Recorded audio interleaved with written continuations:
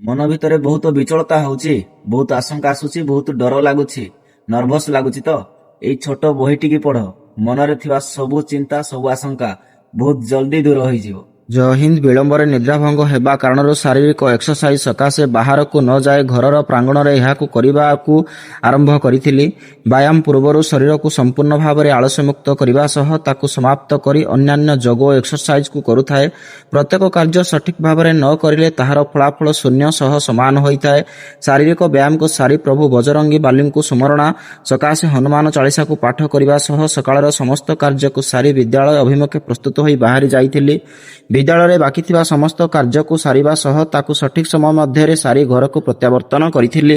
ଇଣ୍ଟରଭ୍ୟୁର notice ତମ ପାଖରେ ପହଞ୍ଚି ପାରୁନି, କେମିତି ଫର୍ମ ଫିଲ୍ଅପ୍ କରିବ ଜାଣିପାରୁନ, କ'ଣ କ'ଣ ଡକ୍ୟୁମେଣ୍ଟ ଦରକାର ତାହାର ଜ୍ଞାନ ନାହିଁ, ତାହେଲେ ଜଲ୍ଦି ଯାଇକି ଗାଇଡ୍ ଫର ଅଲ୍ 26 ୟୁଟ୍ୟୁବ ଚ୍ୟାନେଲରେ ଜଏନ୍ ହେଇଯାଅ।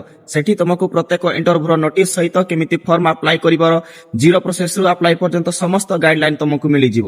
ପ୍ରତ୍ୟେକ ଦିନ କ'ଣ ପଢିବ, କେତେ ବାଟ ଦୌଡ଼ିବ, କ'ଣ କ'ଣ ଏକ୍ସରସାଇଜ କରିବା ଦରକାର, ସବୁଦି ଉପରେ ତମକୁ ଗାଇଡାନ୍ସ ଦରକାର, ତାହେଲେ ଜଲ୍ଦି ଯାଇକି ଟେଲିଗ୍ରାମ ଚ୍ୟାନେଲରେ ଜଏନ୍ ହୁଅ। ସେଠି ପ୍ରତ୍ୟେକ ଦିନର ପଢାର ଟାଇମ ଟେବୁଲ ସହିତ ତମକୁ କ'ଣ କ'ଣ କରିବାର ଅଛି ତାର ଡେ ଚ୍ୟାଲେଞ୍ଜ ସହିତ ଡେ ସିଡ୍ୟୁଲ ମଧ୍ୟ ତମକୁ ମିଳିଯିବ।